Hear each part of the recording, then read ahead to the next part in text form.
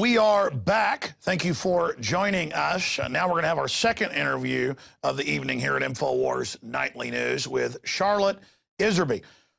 Charlotte Thompson Iserbyt, who, of course, wrote the first phone book-size book, Deliberate Dumbing Down of America. She's now released, that's out of print, a revised and updated edition that I should add is still very lengthy, but absolutely essential for any educator or parent to understand what's really happening from the inside. She, of course, was #2 at the Department of Education, the head of policy, and her father and grandfather were also members of Skull and Bones. And her original information that was linked to Anthony Sutton is what blew that order wide open.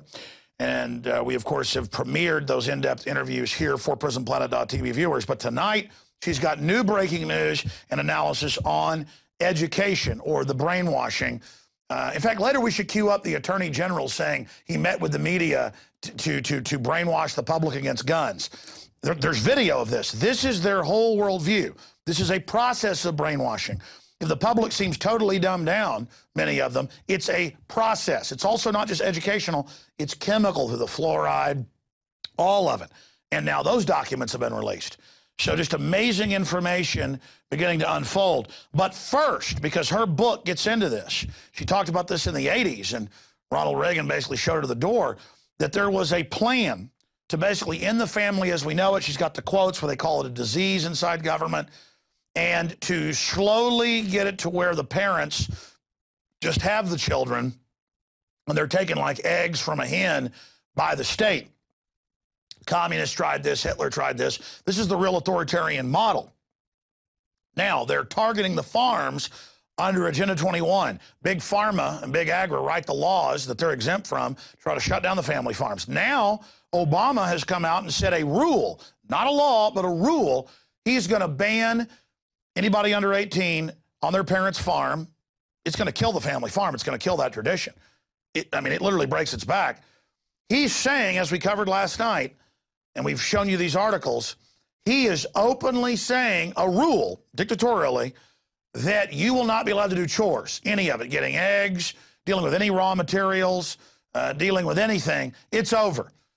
This is the incredible takeover of our society. So I wanted to bring that up and get Charlotte's take on it. We're about to go to her. And also, California passes a law.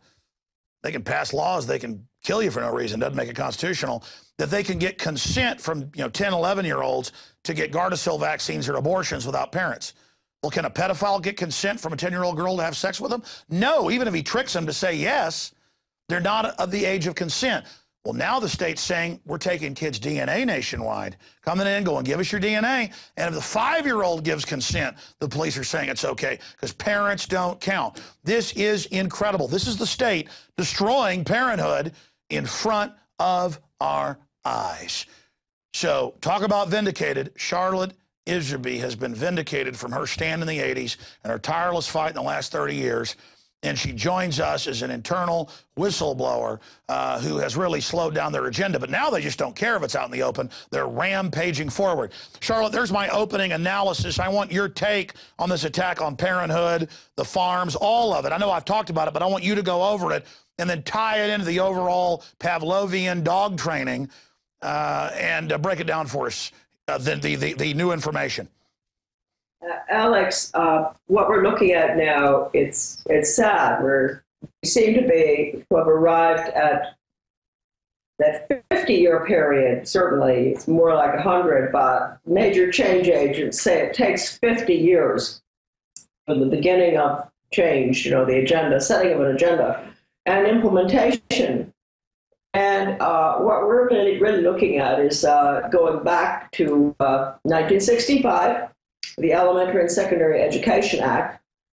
And the purpose of that act, in a few words, was to change education from academics, where children have upward mobility, they studied the arts and the sciences and music, etc., to performance-based, which is what's going in right now all over the country. And it's been called different names through the years. Started out being called mastery learning. They experimented in all the inner city schools with the Skinner method, and that's why the deplorable test scores for the inner city schools. They started that in 1968, and people just never seem to figure it out that they weren't looking for academic results. They didn't care about the inner city kids going down the tubes. They were changing the system.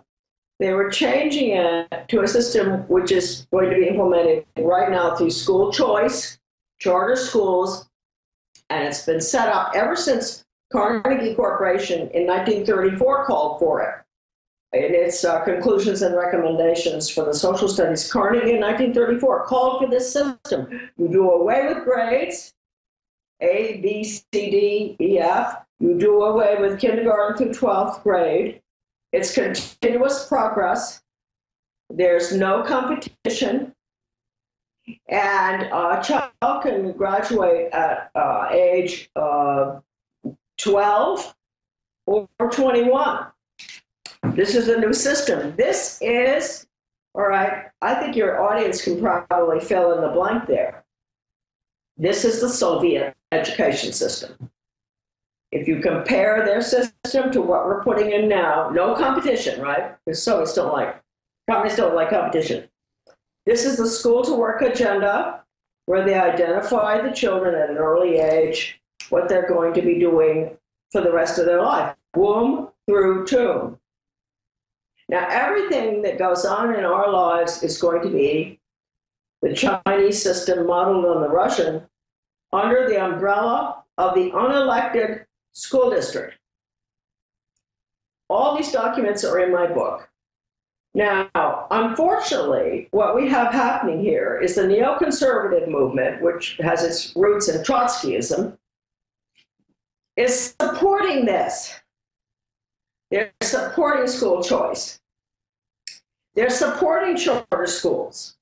And it's understandable that people would go along with it because the schools were deliberately dumbed down to such an extent that people will accept any solution, even the loss of representative government, which is unelected boards to run the charter schools. All right, let me stop you for a moment, and I should also add that you still agree to this interview because you care about this so much, and there's been some new development with this charter schools. That's the breaking news, and you also are sick and under the weather, but you're still doing it because of that, and we appreciate you, and by the way, you're doing a great job. But I want to just back up what you're saying. They've first banned dodgeball, now running and tag, now running period at recess. Now they're getting rid, they're saying get rid of valedictorian. So everything you talked about 30 years ago, people said that's crazy, even though you have the documents. You didn't have the internet to expose it to everybody at the time. You were just trying to warn them. Now that's out. Then you bring up the fact about getting rid of representative government. Now we're being told get rid of it, and Obama's saying he can't wait to be reelected to do whatever he wants and ignore Congress. But then Mitt Romney is run by the very same people, and now they've admitted what you said months ago. Ron Paul did win Maine, did win Iowa, but the Republicans won't just count it. I mean, it's just we're seeing total. Why are they accelerating so fast right now? Then I want you to get back into the heart of this, charter schools. Well, let me get back to this because it's really very interesting how it's a repeat performance. It's constant.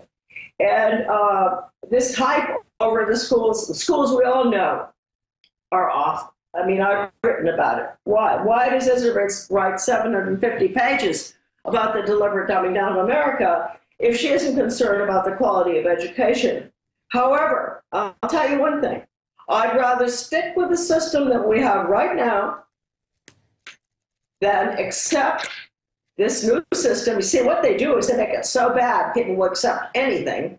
They accept this new system that now, interestingly enough, not just the neoconservatives and all these conservative groups out there pushing for charter schools with their unelected school boards.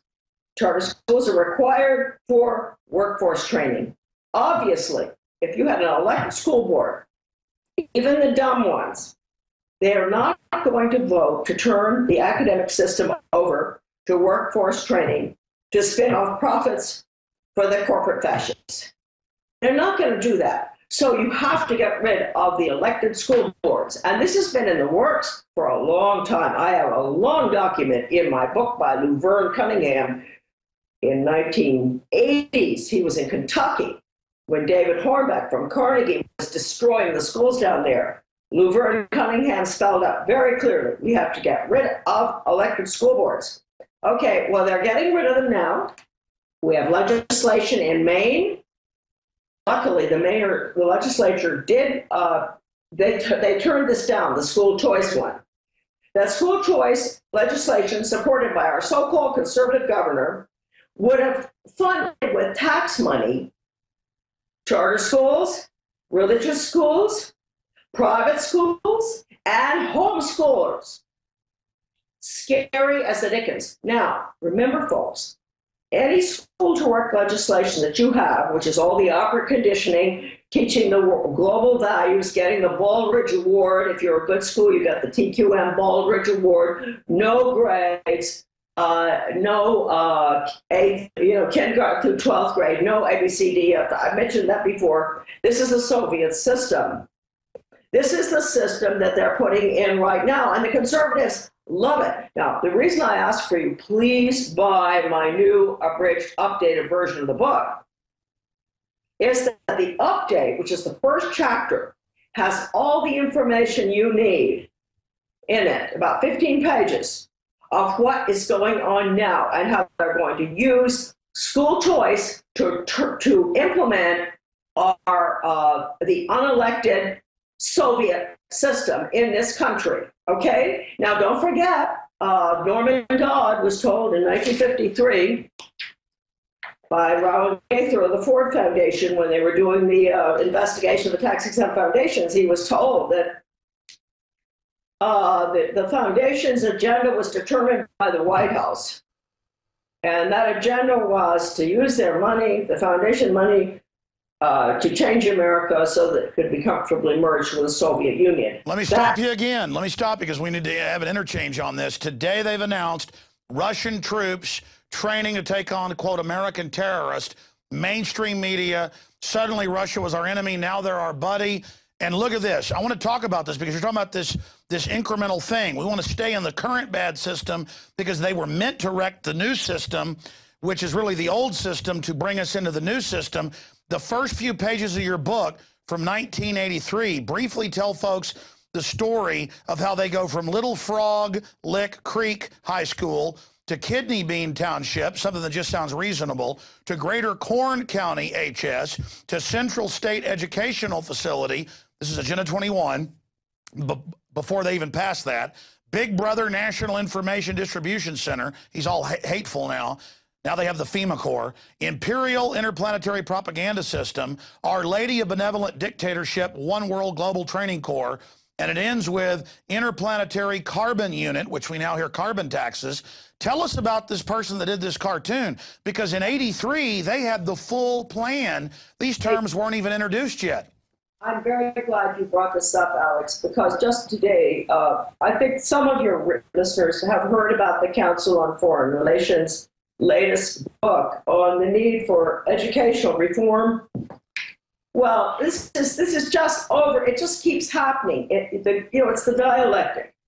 Gradualism. If you want to get something, you have to create hysterics, panic, everything else, telling the American people everything's falling apart, and then you move in with a new agenda. Now, let me point out, you just mentioned 1983, very interesting time. I was in the office in the Department of Education that carried out the agenda, the Nation at Risk. Remember that?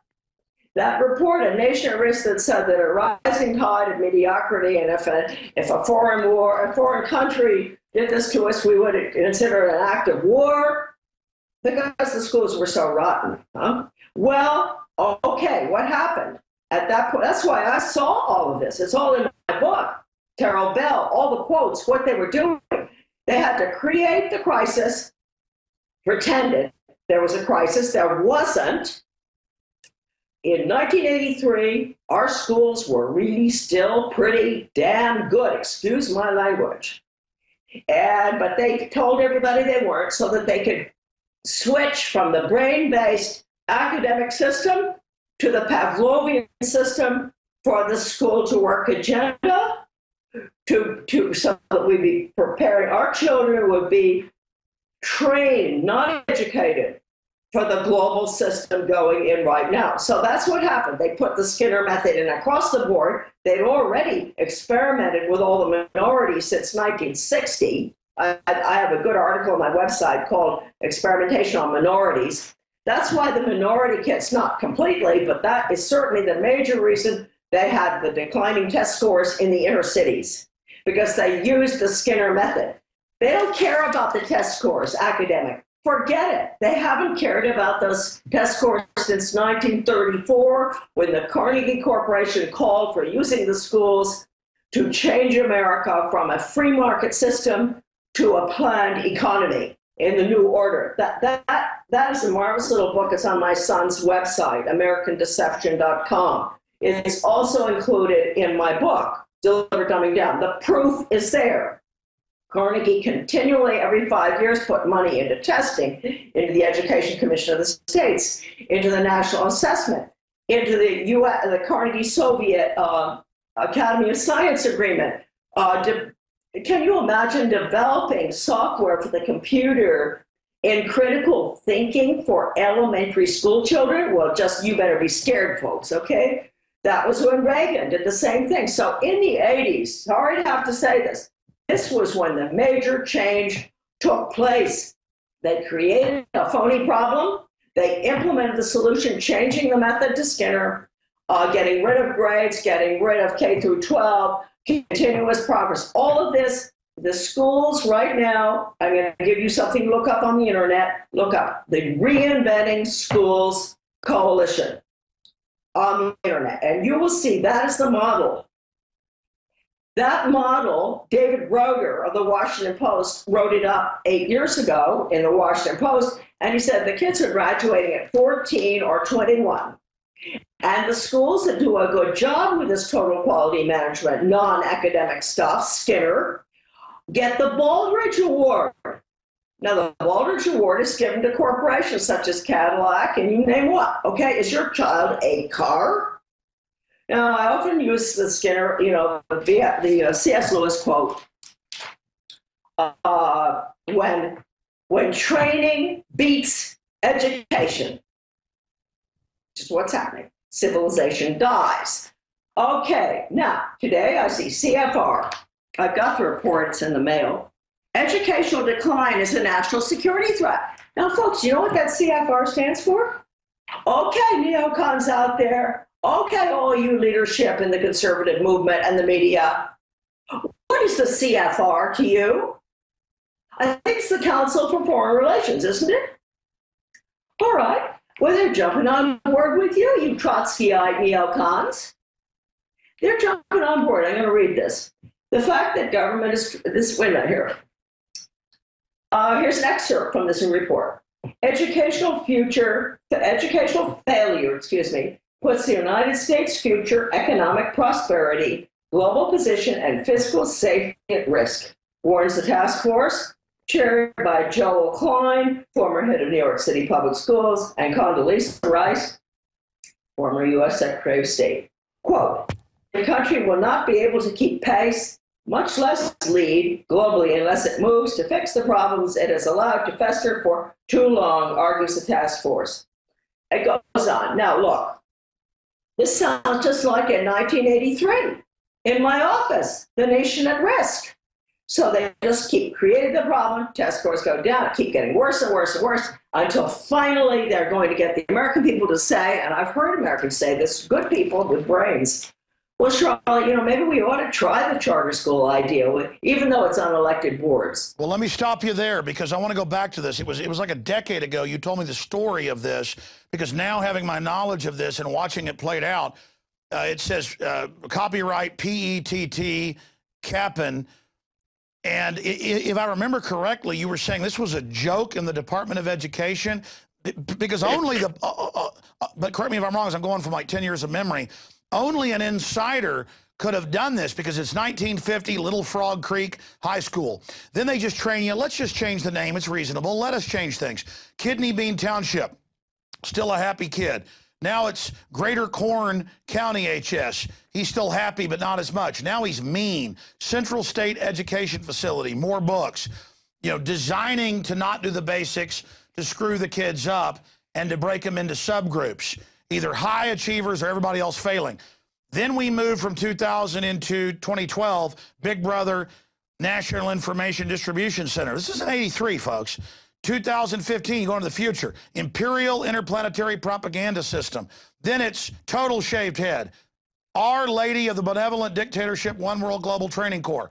And then pretty soon it's the happy little minion with headphones, which means CIA brainwashing. They did that. Interplanetary Carbon Unit, the carbon tax. This is actually when they get everybody ready for the mass reduction with the bioweapons from the Rockefeller Foundation documents. So the point is, this is a process for mass culling. This is a total master plan. Now, because I remember you told the story of this, and I'm going from like 10, 12-year memory. You haven't told it on my show since then. What was the story of this particular intro to your book from 1983? Because if memory serves, again, you were saying they were making jokes in the Department of Education about this. Well, no, not really. What happened is that after I was retired from my job for leaking the documents, I went home and I was, I used to get, what's it called, educational leadership. It's the publication of the Association for Educational Research and Improvement. And they had this cartoon in there. I think it's 1985. And I looked at it, and that particular journal is very liberal. I mean, they're into all this critical thinking, garbage, Skinner, everything, you know, and occasionally there might be an article that you could, relate to a bit, but I looked at this cartoon and I thought, whoa, what, because at that time, none of us were really thinking that forward, huh? And I thought, what's that doing in this journal? So I kept it. I clipped it, I kept it carefully. Always remembered it. Then came along 1999 when we were publishing The Big Baby here. Anyway, so in 1999, I thought, I'm going to put that in this book because that's an extraordinary cartoon. And I called educational leadership and I asked them, or Phi Delta Kappan, I think it was Phi Delta Kappan. And I said, how can I contact Joel Patt, the cartoonist? And they said he doesn't work for us anymore. But he's working for a very important newspaper in Kentucky. And I called him, and I said, I really love this cartoon. And he said, you still have that? He said, it's one of my favorites. I lost it. I said, well, I hold on to it, and I wish that I could use it. He said, send it to me. I'll fix it up, get the lines stronger and this, that. And I did, and he did, and he virtually gave it to me. I've never understood the reason why they allowed that in there. It's absolutely marvelous. As you know, Alex, we put it in the front of the book and in the back of the book. But anyway, what I want to say here is that we were talking about a nation at risk, 1983, when that big bandwagon across the country and telling us all the schools were failing, we had to make so many changes, which was all Skinner that they were putting in. But anyway, this is a very interesting article here. In 1990, and I'd heard about this before, but I never got this Sandia report. I knew that it was important because the report said that the nation at risk statistics were incorrect. So let me read this. It says in 1990, I got this off the internet, Wikipedia, I think, regarding nation at risk, Admiral James Watkins, the Secretary of Energy, commissioned the Sandia Labs in New Mexico to document the decline in the nation at risk report with actual data. When the system scientists broke down the SAT test scores into subgroups, they discovered contradictory data. While the overall average scores declined, the subgroups of students increased. In statistics, this is known as Simpson's paradox. Now, the three authors presented their report. David Carnes allegedly told the authors of the Sandia report, quote, David Carnes, by the way, was Xerox, the head of Xerox, and later went to work for George Bush in the Department of Ed. David Carnes said, allegedly told the authors of the report, quote, and get this, folks, you bury this or I'll bury you. Okay. So that nation at risk report was a farce. It was just to get us moving more and more towards this non-academic system that I've outlined for you. And if you just go on the internet, type in Reinventing Schools Coalition, and you will find out what your children and grandchildren are going to have in the future. That is the model. They're putting it into Maine. Can you imagine, Alex? It just so happens that they put it into this tiny little school where I live. And I was able to go over and listen to the facilitator presenting this. No grades. You can graduate, as David Broder said in the Washington Post, at 14 or 21. No ABCD, continuous progress. This is the system that the Baldrige, the Malcolm Baldrige Total Quality Management Award given to the best functioning corporations gets. Folks, you really consider your child as a car? Is that what you really want to have done to your child? You want your child to be trained as workers are who put cars together? Or do you want what C.S. Lewis says you should have in order to preserve civilization? Education. You don't want this training. And if any of you people who think that school choice is a good idea continue to think this after this interview, I plead with you to get my book, the updated version, and maybe the older book that's more expensive, because all the documents showing the involvement of these people, I really could be very rude in describing them. These are conservatives who are, believe it or not, maybe I'm just naive or something, they are responsible basically for putting in this corporate, fascist, socialist, communist system. And once it's in education, with elected councils, non-elected councils, no representation for you, although you pay taxes. Once it's in, what's to keep all the other elected boards from becoming non-elected? We are moving, and I know the gals and guys out in California are fighting, Agenda 21. Congratulations to them, Rose, the whole crowd, Michael Shaw, you name them. They know what's happening. Maybe because they're closer to China. They can see it better than most of our people. But we're, really, to me, I'm even shocked that I believe that we are implementing right now what Norman Dodd was told by Rao and Gaither. We're putting in the Soviet system here. And Americans don't see it, but, I have a funny little statement, Alex, that I've been telling people lately. Maybe your people won't think it's so funny. But, when you go to people and you explain to them, you have all the documentation, you say, look, read this, 1 and 1 is 2, right? Well, no, it's not anymore, is it? And you show them everything, and they look at you like, I mean, where are you from? What planet did you come from, Charlotte? Well, you know what I compared this with? The guy's been very ill, doesn't know what's wrong with him. And finally, his doctor does an MRI. And he calls him in, and they put it up on the screen. And his back is riddled with cancer. And the guy just looks at the doctor, and he just, like these people with the blank stares, and says, oh, gee whiz, that's interesting. Well, thanks, Doc. Goodbye. Well, Charlotte, looking at this, it just shows us how crazy things have gotten.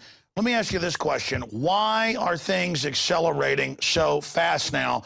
And then I should add, people can't go to Infowars.com and get the books that are discounted there on the site, and it supports the radio show and what you're doing, what everybody's doing. It gets a free citizen rule book when they do order at Infowars.com, and then give it to educators. If they can't do that, it's fine, because you, on your website and also on your son's website, you have posted the original big, thick book online for free, along with documents that the globalists have fought to suppress. So why don't you tell people, A, why are they moving so fast right now, if you agree with that statement?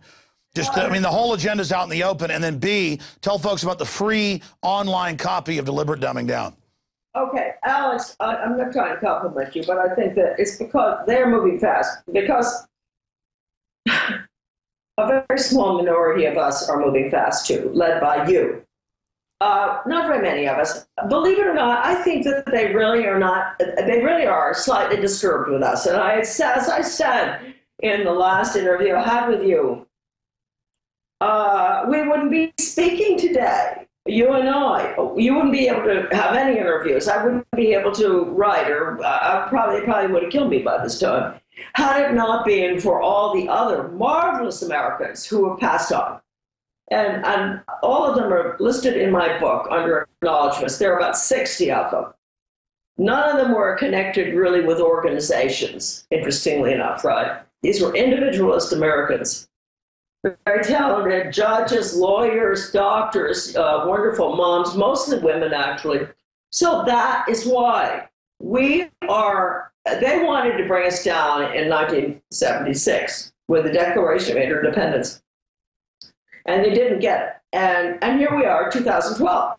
I think there's a tremendous movement right now in the United States, really big time. I don't know whether our numbers are doubled or what, but people are really getting with it. And we're getting the research out. And I think that's why they're moving very fast. I don't know, personally, if anybody asks me what our likelihood of being able to stop this unbelievable, well-oiled, funded, greased machine, I wouldn't say we're very. And by the way, Charlotte, I agree with you. It's a catch-22 for them. We stalled them all those years, you and Ron Paul and G. Edward Griffin back in the 70s, 80s, 90s. I came along in the mid-90s with countless others. And so we stalled them. They got behind. The technology developed that they wanted to use to control us. Instead, we hijacked it, the World Wide Web that was going to be worldwide wiretap for them.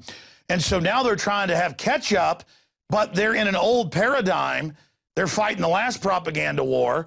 And now they don't understand. They're naked in front of us. The emperor has no clothes. I'm worried about false flag. Now, I want to get your take on that. And also, again, give out your websites that we have under you on the lower third so they can go there, because that's where the real treasure trove is. And again, get the book at Infowars.com. And because people tend to respect an actual hard copy when you give it to the principal, give it to the teacher. They're compartmentalized. They've been brought up in it. They read this, they're going to recognize everything, but never, see it from this angle or perspective. Very well written, very powerful, deliberate dumbing down, the new revised, updated edition at Infowars.com. But I want you to give out your websites here in a moment, but first I want to pause and play a clip of the now Attorney General, in the 90s Deputy Attorney General, Eric Holder, the guy shipping hand grenades, guns to Mexico to blame the Second Amendment, talking about on C-SPAN how he talked to the media officials up in a big meeting about, quote, brainwashing the public to be anti-gun. Okay, so we're going to play this clip because this illustrates how, in their own words, they see us as a helpless population they're brainwashing. But once you're aware of the brainwashings going on, no matter how sophisticated it is, you can defeat it. So here's that clip, and I want to get your take. Part of every day, some kind of anti-violence, anti-gun message. Every day, every school, at every level.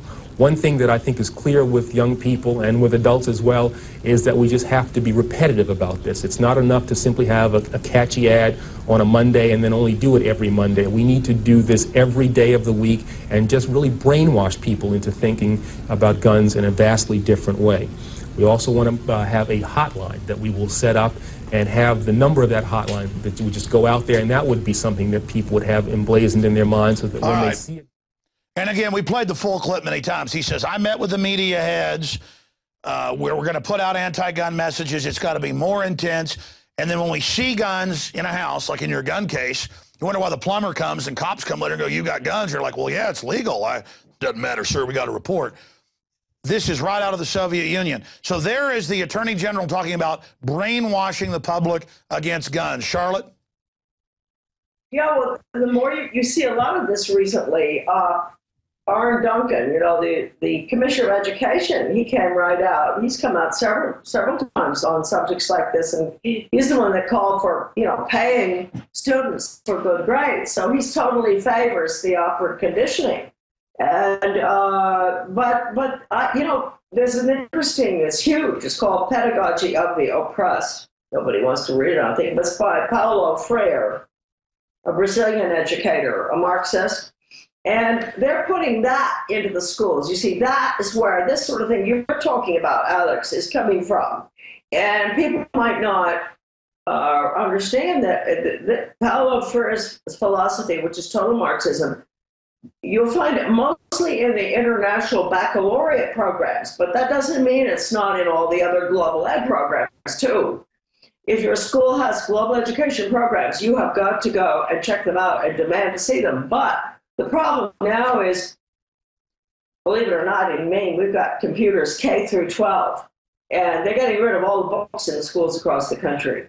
And I do think that that quote from Dustin Houston that I often use, it's in my books, with the World Institute for Computer Assisted Teaching, is just so scary. It's hard to believe anybody would say this, but he did it in 1984, and he said, won't it be wonderful when the child in the most remote county or country in the world or whatever can have the benefit of the world's top 5 psychologists on the computer software, and nobody, you parent, nobody can get between that child and the curriculum.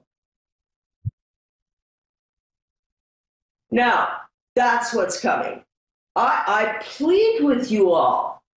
What are you going to do first? You have to oppose school choice, all school choice. All except the original one, which is the parent at home or the religious school or the private school that has never accepted a single penny of tax money or public school services or computers or anything, even special ed. You know what? If you had a child in public school, in kindergarten, who was a special ed child, you took him out, and you homeschool him, he's still tied in. That's how tied in they get you. Do not accept any of the school choice proposals. And I'll tell you that if you can come up with a school choice proposal that is safe and satisfactory, and you don't agree with me. No strings attached. No strings attached. I will send you $1,000. All right, let me stop you right there because I've got to bring this up. My children, the 2 oldest, one is not in, in school yet, she's 4, but the 9-year-old and then the middle daughter, who's 7, they both are homeschooled. And a few years ago, we said, but it's fun to be part of these homeschool groups, these academies that have campuses and everything where they go twice a week. So they were there last year, and it's Christian, and it's good, and it's accelerated, and they get to have some social stuff, and there's some sports and things. So it's best of both worlds.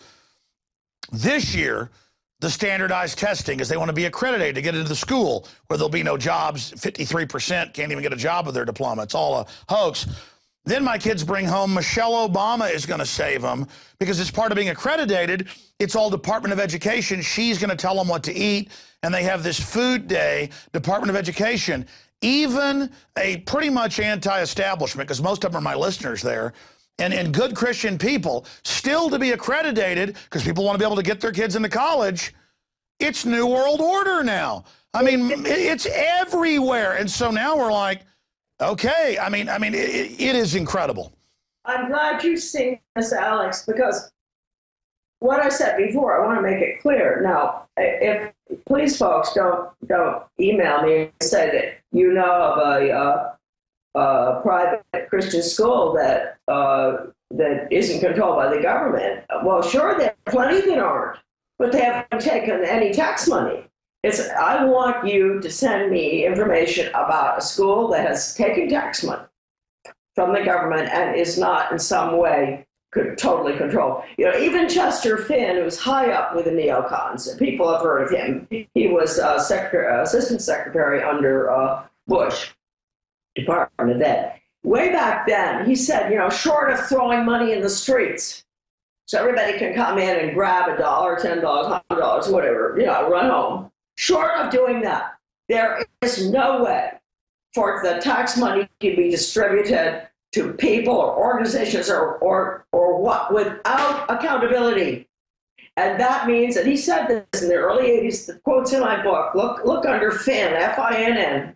That means that if you take a penny, pay a penny for the federal government, the state government, your local government, any supplies or services in the school, you are completely controlled.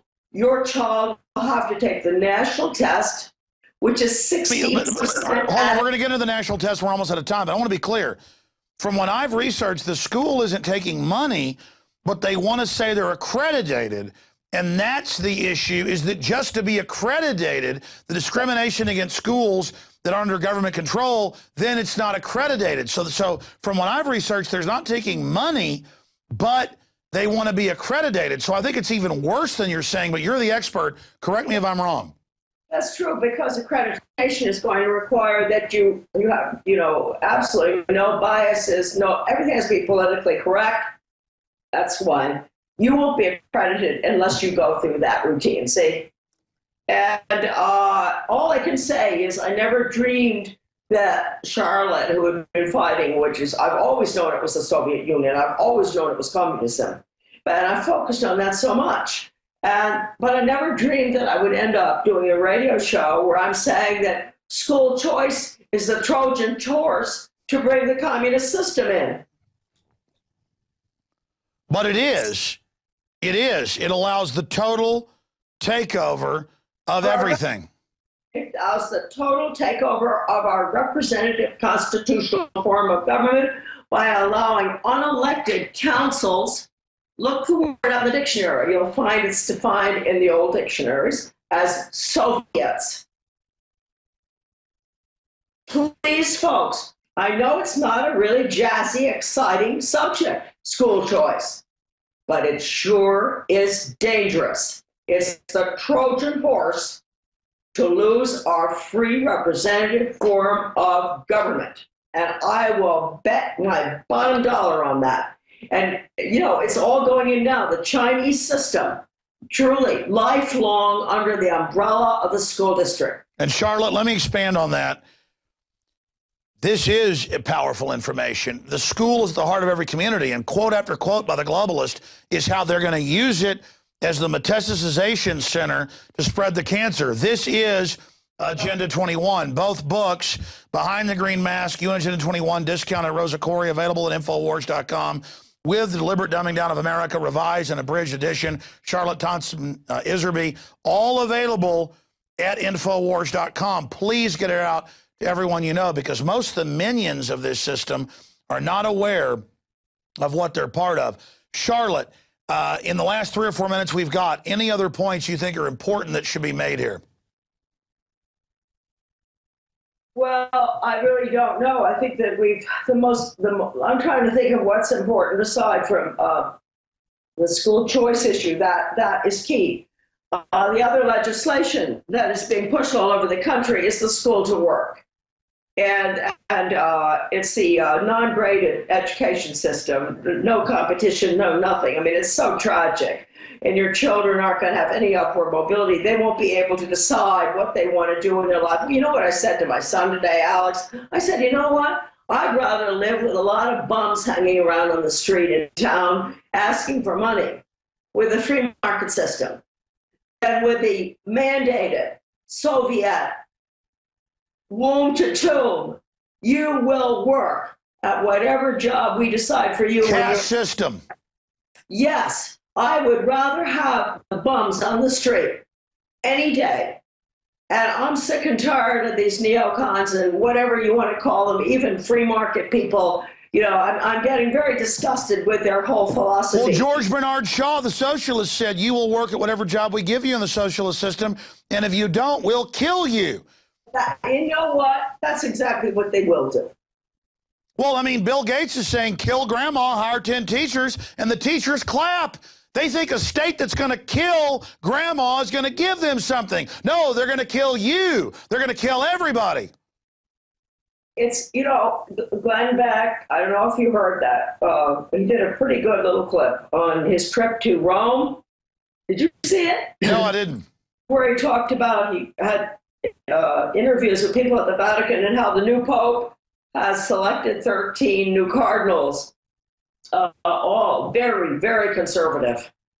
And they're so upset in the Vatican. They really are. And Glenn Beck, who's, I think he's Mormon, isn't he? He was really very good. He was very moderate, and people should look that up. He was saying, folks, look, we're all Catholic, really, in the term of big, you know, Christians, huh? Not the... Yeah, Catholic just means Christian. People don't know that. Then there's Roman Catholic means specifically, yeah. That's right. And he said, whether you're Methodist, Jewish, whatever, we have to stick together because this is a battle against Lucifer. We are in the last stages. And he said, the Vatican is totally convinced of this now. Took a while. You know, I have a lot of problems with the Vatican because they were so surrounded by people who didn't want anybody to figure out what they were doing. But now we do have Benedict, who evidently, as Glenn Beck said, he selected 13 very, very true conservative cardinals because he's, you know, I mean, there is no word to describe how concerned he is. Well, you can say what you want about the Vatican, but there's no doubt the liberal Hollywood New World Order establishment is assaulting it 110%. I'm not even Catholic, Roman Catholic, but the point is that you can see the system is trying to overrun it. And I think the Catholic Church has figured out, the Roman Catholic Church, it tried to work with the system. The system is now trying to fully destroy it because the Luciferians want to destroy all religion to make themselves God. Well, you see, that's pretty much what Beck said. You know, he said, oh, once the Catholic Church goes down, we all go. Well, that's like Obama saying the Catholic Church has got to hire, you know, transvestites to teach 5-year-olds. Oh, yeah, I know. And that he talked about Obama, too. I mean, it really was good. And I hope people will look at that because the bottom line here, and I really doubt that I would have spent the past 30 years doing what I'm doing, ending up with this lousy cold. You know, I'm really sort of addicted to the subject, I guess, but I know something's very wrong. And so I myself, you know, I wrote my article, The Devil's 7-Pronged Fork. It's on the internet all over the place, folks. Do read it. Because it'll make you feel a little better, because it does explain that your falling for this wasn't entirely your fault. It's diabolical how they did it with gradualism, the dialectic, mass media control. We're up against total sophistication, but you better know when the mainstream corporate prostitute media pushes something, it's evil. And whoever they attack may not even be perfect, but they're attacking them because they don't fit into that master plan. That's right. And it's very, very evil right now. And, you know, in a way, those who don't have any faith in Jesus Christ, this is an important time for them because if they're ever going to have evidence that there are two sides to this battle, it's right now. Either you're a Christian or Jewish, if you know, that's, I'm not pushing, I'm just saying either you are Christian or Jewish, or you're with Satan. I mean, you may not know it. I mean, there are a lot of quotes in the Bible that say that, you know. I think Jesus Christ said it, if you're not with me, you're against me, you know. But there are people who, if they can't see it now, if they can't, look what's going on in the schools now in first grade. Look what they're teaching our little children. I mean, it is so sick. I thought this kind of education was sick when they were teaching 8th graders in the 70s these things. Now they're teaching our little ones, our 6 and 7-year-olds. Really, how long, folks, I know your audience agrees with this, but how long are we going to allow this to go on? Oh, they're teaching 5-year-olds things I didn't know till I was in college.